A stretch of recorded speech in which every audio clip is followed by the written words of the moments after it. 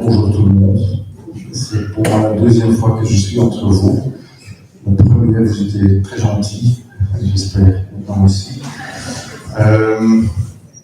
Je croyais que j'allais parler de chirurgie spectaculaire, mais après la présentation de mon collègue, je suis sûr que c'est moins spectaculaire.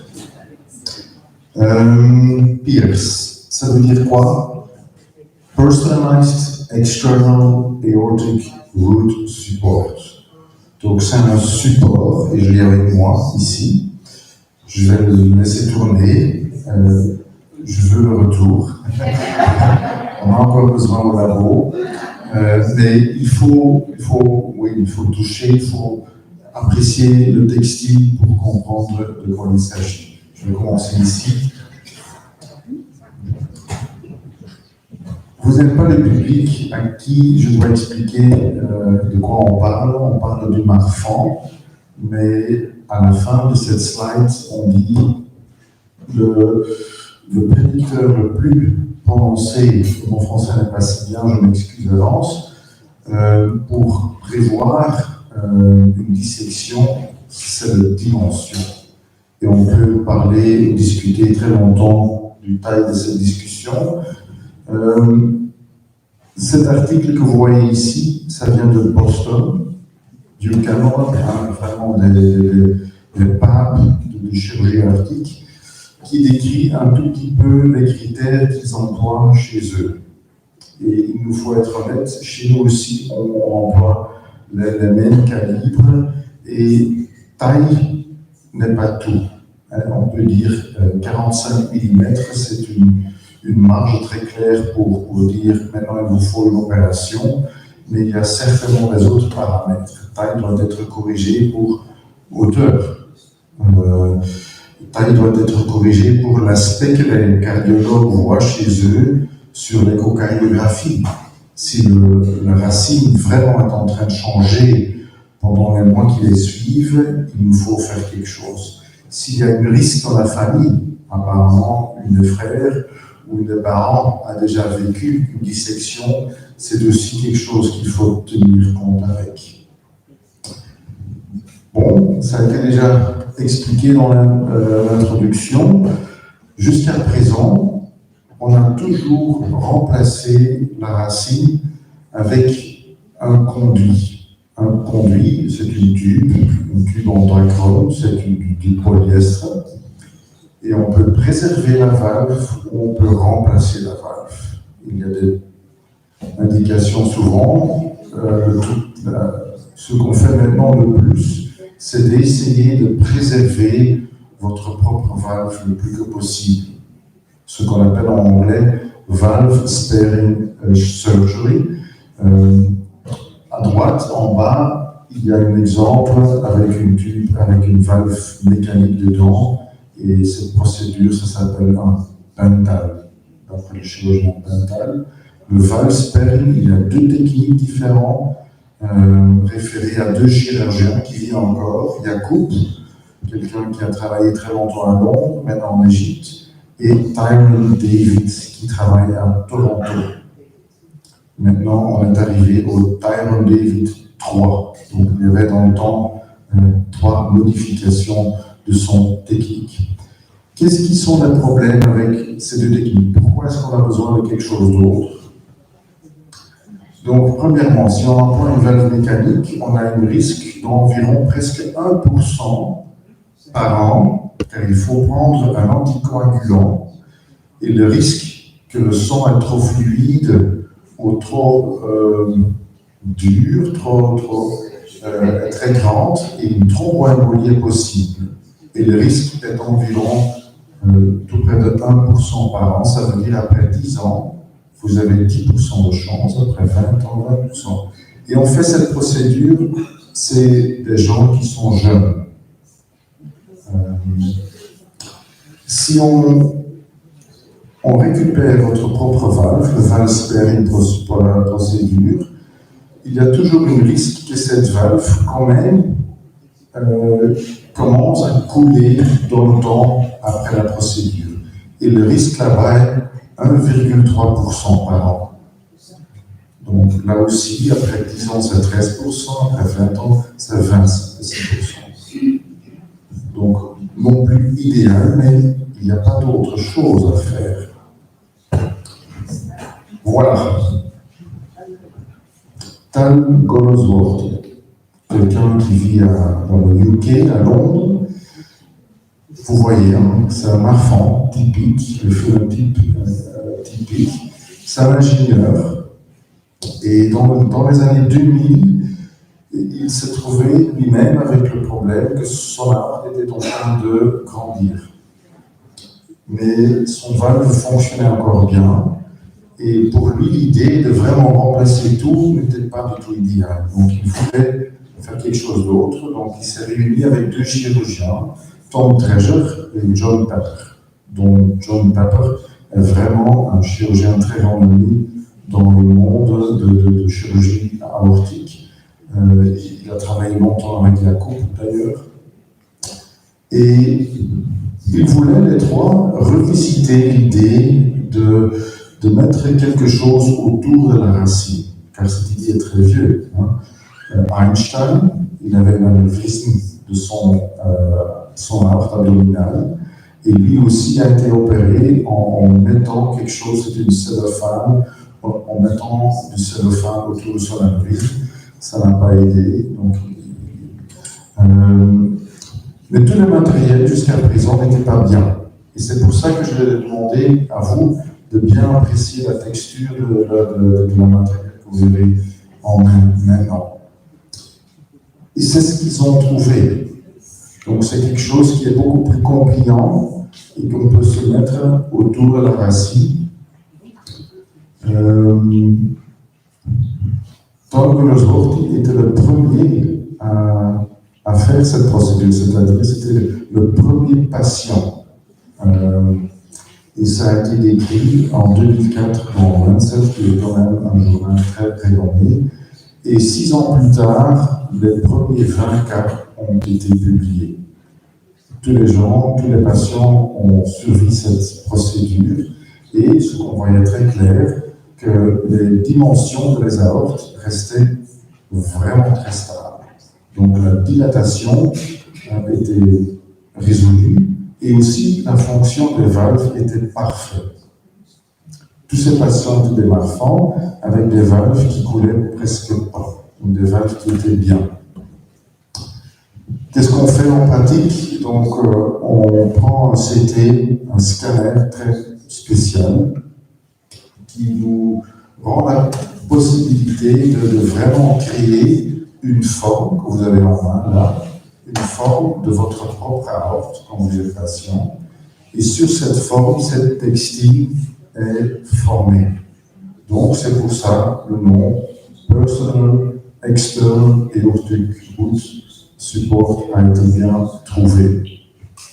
Vous voyez ici que ça se met très bas, et voilà, je montre ici, ça se met très bas autour de la valve se trouve ici, et il y a aussi 2 trous qui sont importants pour que les coronaires, ce sont 2 vaisseaux qui donnent du sang à votre muscle cardiaque, qui doivent encore naturellement sortir de l'aorte pour que ça se passe encore.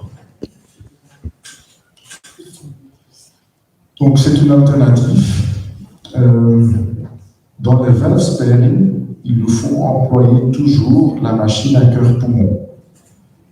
On peut en discuter si c'est quelque chose qui est vraiment qui fait que le risque est plus haut, je m'en doute, mais le PIRS est quelque chose qui est fait dans la plupart des cas, je décris ici 80%, en réalité c'est 70%, mais dans 70% des cas, il ne faut pas employer une machine à cœur-poumon. La procédure est beaucoup plus courte, et techniquement, je ne vais pas dire vraiment facile, mais quand même, si on prend la durée de la procédure, c'est beaucoup plus courte. C'est-à-dire en 2 heures, avec une dissection assez précoce, prudent, on peut réaliser la procédure. Et une remarque qui est très importante pour les chirurgiens cardiaques, c'est de dire qu'il faut vraiment aller jusqu'à la base de la racine de l'aorte. Ici, vous voyez un article où on a mesuré à plusieurs points à la valve, enfin vraiment à beaucoup de lieux, on a mesuré les dimensions chez 80%, 80 patients, et comme vous voyez, après la procédure, les dimensions étaient même 1 à 2 mm moins qu'avant la procédure. Et ceci pendant tout le follow-up dans cet exercice qu'on a fait ici. Difficile pour comprendre ce qu'on fait ici, mais vous voyez une dissection qui est prudente sur la photo, ça ne dit rien du tout, mais ici il y a une dissection autour de un des coronaires. Et là vous voyez qu'il faut vraiment aller très bas vers la ventricule pour le mettre le plus bas que possible.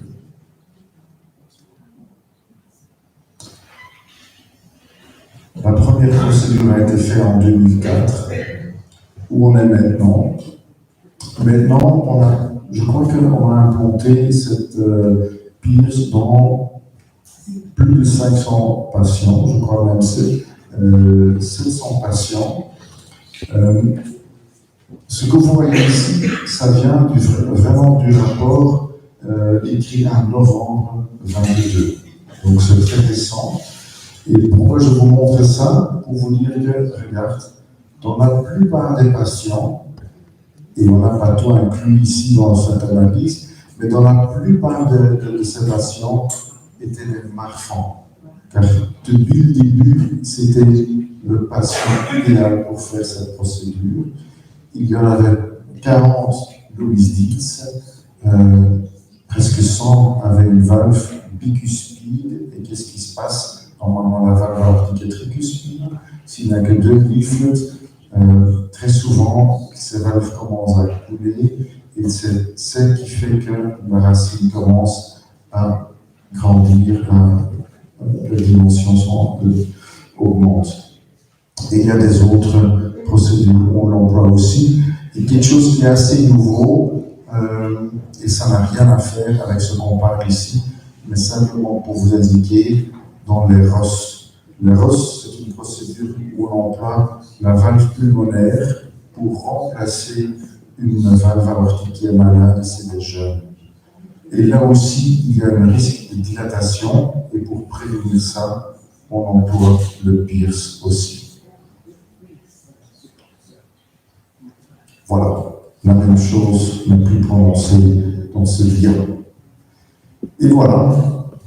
Ce dia vous montre où on est en train de vraiment faire de plus en plus de pierces et comme vous avez vu, dans la plupart des cas chez les enfants, c'est pas que le nombre de centres est en train d'augmenter en orange, mais vraiment le nombre de procédures est en train de se trouver dans une phase exponentielle du point de vue de l'augmentation.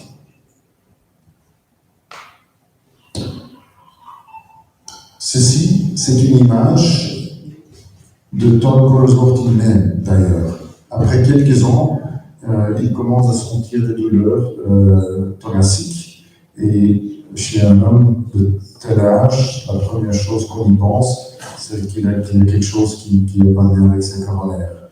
Donc, il a reçu une coronarographie, pour ici les coronaires, d'ailleurs. Mais pourquoi ici c'était important? Pour voir qu'est-ce que ça donne après 4 ans.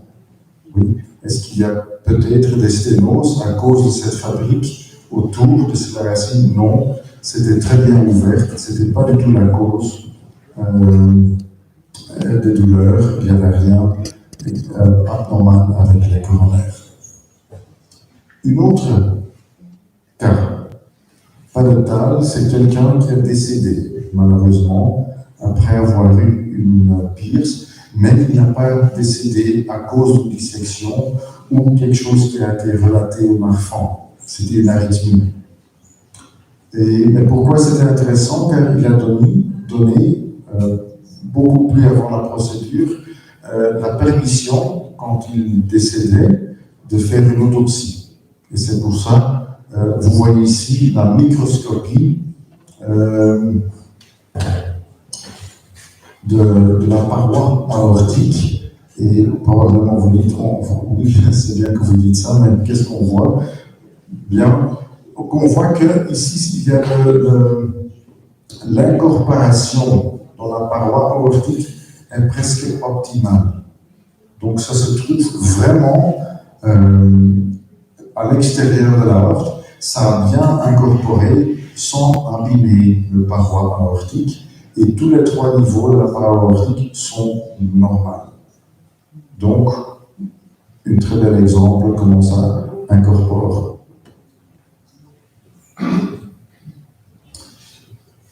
Des données scientifiques, je m'excuse de les montrer, mais il y a quelques ans, il y a 3 ans, on a eu la chance de nous faire chez nous l'analyse des 200 premiers cas. Et dans la plupart de ces 200 cas, c'était des marfans. L'âge moyen était 33. Il y a l'auteur, les dimensions de l'aorte étaient environ, c'est la dimension maximale, 45 et 47 mm. Comme vous voyez ici, 73% étaient des marfans. Ok, dont la première a été faite en 2004, et la plupart, dans cette inclusion, étaient dans les dernières années. Donc on n'a pas vraiment un follow-up à long terme. Oui. Donc il faut être prudent à interpréter ces résultats. Il est aussi intéressant de voir comment la valve fonctionne. Et si vous le voyez, dans la plupart des cas, 65%, la valve était vraiment parfaite. Dans presque 10%, la valve coulait presque physiologiquement, vraiment très petit peu, et 22%, 1 sur 4, qui est aussi presque normal. Pourquoi je suis si prononcé en dire ça? Simplement pour tirer des conclusions. Donc, la procédure dans les 200 premiers cas a été faite chez des enfants, des mâles, de masculins, et avec une valve qui fonctionne presque normale. Voilà, la survie qui est très importante, naturellement, quand on opère des patients. La survie est bien. Après 1 an, presque tous nos patients vivent encore. C'est qu'après 3 ans, il y a parfois un décès. Et comme je vous le dis, jusqu'à présent, il n'y a aucun décès, certainement à long terme, qui a été relaté à la procédure. En rouge, il y a le survival free of reoperation. Donc ça veut dire, est-ce qu'il y a des gens qui ont été réopérés dans le temps? Et vous voyez, oui, après 3 ans, il y en a 20, après 4 ans, il y en a aussi, et après 6 ans, un autre. C'est plus ou moins acceptable, mais on ne sait pas comparer. Ce que vous voyez ici, c'est qu'au tout début, les gens qui ont vraiment inventé le Pierce croyaient que pourquoi on ne fait pas la procédure? C'est des gens dont la valve coule quand même assez important. Donc qu'est-ce qui se passe chez des gens avec des valves qui coulent? Mais vous voyez ici que les lignes passent partout. Donc jusqu'à présent, on ne sait rien dire ce genre avec les valves qui coulent, si ça vraiment diminue dans le temps. Il nous faut plus de patients pour vraiment conclure là-dessus quelque chose. Très récemment, on a fait une autre analyse. D'une partie, on a pris nos 200 patients pour la plupart des enfants, avec des valves qui sont normales. Et de l'autre côté, on a comparé avec le standard, le valve sparing route procedure. Et en Europe, il y a le Aviator Registry, donc ce sont les centres les plus renommés qui font le plus de valve sparing procedures, qui rassemblent, qui ont un registre, rassemblent tous leurs patients. Et on a fait une analyse qu'on appelle, dans des termes statistiques, une propensity scoring. Ça veut dire que vous allez vraiment comparer des patients pour donner deux groupes qui sont comparables. Et c'est le plus proche d'une analyse plus correcte que possible qu'on s'est fait à ce moment. Et on est arrivé à deux groupes de patients 80-80. 80 de Pierce et 80 Valsperi. Et bon, comme vous l'avez déjà deviné, la plupart dont des groupes étaient des enfants avec des valves qui fonctionnent presque normalement. Réopération très aiguë dans les premières 24 heures. Dans le Pierce, aucune. Valsperi, 7%, 7,5%. Ça explique seulement que le Valsperi, il faut dire préserver la valve en français, est une procédure qui est plus compliquée, il y a plus de suture, donc ça risque de saigner plus. Il y a un cas sur 80 où c'était nécessaire de mettre une bypass à cause du fait qu'un des coronaires a été compromitté. 1 sur 80. C'est probablement ce cas qui a aussi eu un infarctus, stroke, un CVA, 1, donc comparable, dissection, un dans le Pierce, aucune Valsperi, longueur de combien de temps vous avez été hospitalisé, 6 jours comparé avec 7 jours, et la valve post-opératoire était presque parfaite dans tous les patients avec un Pierce, mais un tout petit peu moins parfait après le Valsperi. Là aussi, il faut dire que cette procédure est plus complexe et n'est pas capable de vraiment préserver la valve dans tous les cas. À long terme, 80 dans deux groupes. Point de vue de comment fonctionne la valve aortique, donc aortic valve regurgitation, coulement de la valve aortique, plus de 2 sur 4, plus de la moitié. Là, vous voyez à long terme, la courbe rouge est la procédure Valsperi et a un risque plus grand que la valve commence à couler dans le temps après la procédure. Réintervention presque identique, overall survival presque identique l'un vers l'autre. Voilà, je vais finir ma présentation. Donc, c'est ce qu'on sait, presque sûr, que le Pierce est en effet une procédure qui a plus ou moins le même risque que le standard jusqu'à présent. L'indication plus bien est probablement jusqu'à présent, il ne faut plus de patients pour dire autrement, des patients avec syndrome de Marfan, avec une valve qui fonctionne presque parfaitement.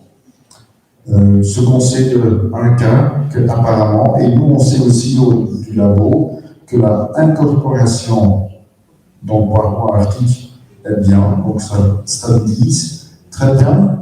La fonction de la valve continue à être bien dans le temps après la procédure, mais il nous faut être honnête, jusqu'à présent, il nous faut plus de patients pour conclure quelque chose d'autre. Je vous remercie beaucoup de votre attention.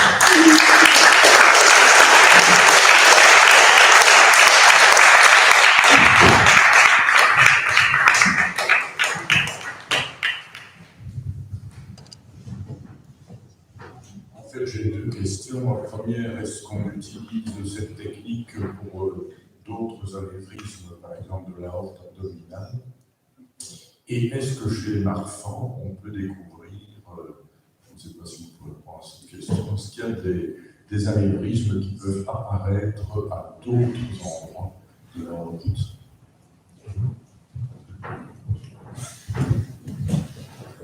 Première question, la réponse est non, jusqu'à présent. Mais comme vous pouvez vous imaginer, il y a naturellement des idées autour de ça. Chez l'anévrisme abdominal, jusqu'à présent, ce qui est vraiment le standard, c'est de mettre quelque chose par voie, comment je veux dire, interventionnelle, donc pas opératoire, de mettre une tube dans cet anévrisme qui couvert l'anévrisme en intérieur. Et donc on ne parle plus d'une opération. Deuxièmement, qu'est-ce qui se passe après l'application du pierce, donc dans l'arche par exemple? Jusqu'à présent, on n'a pas donné, dans cette série de 200, il n'y a aucune manifestation que le risque augmente, par exemple, au niveau de l'arche, et bon, sur l'aorte thoracique, on n'y touche pas. Donc, ça doit être quelque chose intrinsique qui se passe là-bas quand ça commence à dilater.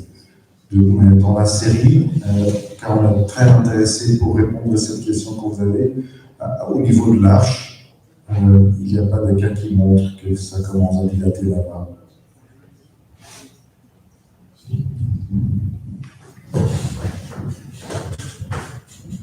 Quand on met une prothèse en dacron, on sait que c'est un tissu qui n'est pas pulsatile.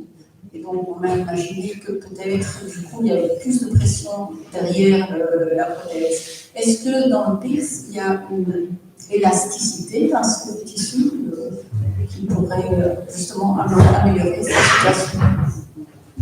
Très bonne question. Qu'est-ce qui était le problème avec le dacron? C'est un tissu qui est complète, donc qui doit, ça ne saigne pas, ça ne coule pas.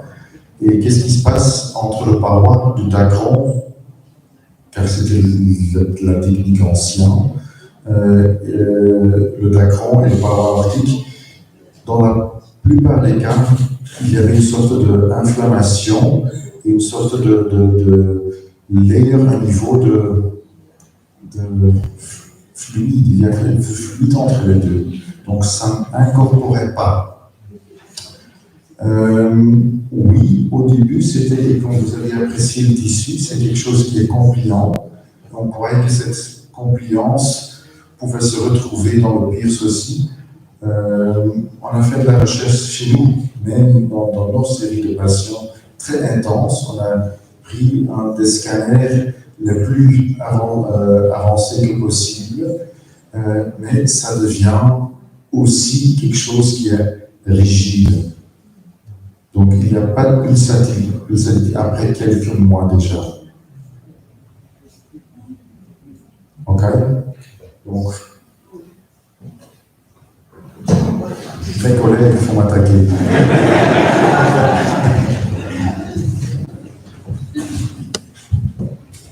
C'est pas très bon, techniquement, comment on fait passer les coronaires dans la prothèse? Est-ce qu'il y a une prothèse? Voilà. On va même passer. Gentil.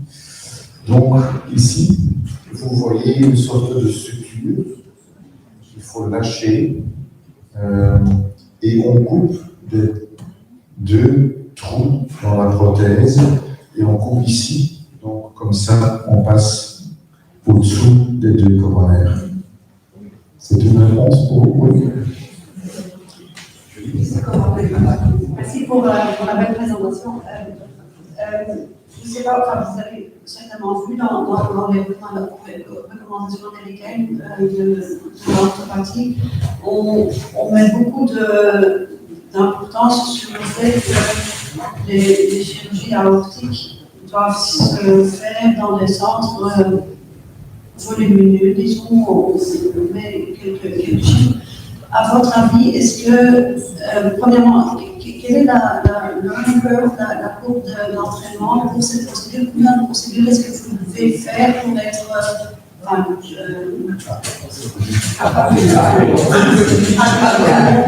après, voilà. Et à votre avis, combien de procédures est-ce qu'un centre devrait faire pour être fiable, enfin pour être recommandé pour cette procédure? Il y a deux choses. Donc, il y a l'expérience avec le PIRS et il y a l'expérience avec la chirurgie de la racine de l'aorte. Il faut certainement avoir beaucoup d'expertise avec la chirurgie de la racine de l'aorte. Oui. Et comment je vais dire, en Belgique, il y a 28 centres. 28 centres, dont la plupart ne fait que entre 2 et 300 de procédures. Je ne recommande pas, ils ne font que 1 à 2 procédures de la racine de l'aorte par an. Donc il faut en faire beaucoup, quand même déjà. Pour le PIRS, pour quelqu'un qui a de l'expérience avec la chirurgie de la racine, c'est une procédure qui il y a 2 semaines, on avait Emmanuel Larsac chez nous. Oui. C'est quelqu'un qui, en Europe, fait la plus de chirurgie, la chirurgie la plus expériencée de l'Europe qu'on a. Et pour lui aussi, c'était très clair, il faut avoir l'expérience du chirurgie de la racine.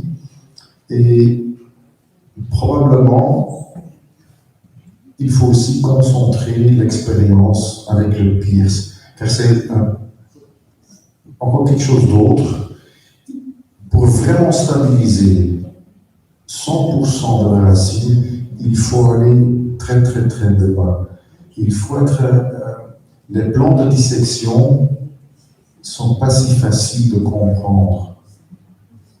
Donc, je n'ai pas de réponse scientifique, hein. Donc c'est pas que c'est 20 ou 25 ou 50, mais oui, jusqu'à présent, certainement, il faut être prudent à laisser faire ça par tout le monde.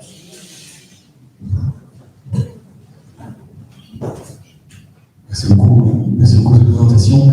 On voit régulièrement apparaître cet état des lieux, j'ai envie de dire, du PIRS, avec les chiffres qui apparaissent anonymisés. Là, on a vu les chiffres de novembre, et j'ai l'impression de voir augmenter le nombre de patients chez lesquels on fait concomitamment une opération, le placement du PIRS et une intervention sur la valve mitrale. J'ai l'impression que ça augmente un peu plus. Voilà. Et avec la présentation qui était faite tout à l'heure par le professeur de Becker, on voit qu'il y a de plus en plus d'intérêt aussi pour les questions, les atteintes au niveau de la valve mitrale. Est-ce que cette augmentation des patients qui se retrouvent avec une intervention sur la valve mitrale, est-ce qu'elle est liée au fait qu'on intervient et qu'on place de plus en plus tôt des PIRS chez des enfants, chez des patients plus jeunes? Julie a donné la réponse. C'est le phénotype spécifique qui fait que, donc vous avez dit qu'ils sont beaucoup plus à risque de disséquer. Donc c'est un subphénotype qui fait que non seulement la valve mitrale est touchée, mais aussi la racine. Et pour nous, jusqu'à présent, c'est une indication très claire pour faire ça. Car très souvent, les valves aortiques fonctionnent encore très bien. Mais nos cardiologues voient sur les échos que la racine commence à changer de forme. Et il y a la valve mitrale qui coule, pas vraiment sévère, mais disons 1 à 2 sur 4. Donc là aussi, il y a quelque chose qui est en train de changer. Donc pour nous, c'est une indication idéale pour le faire.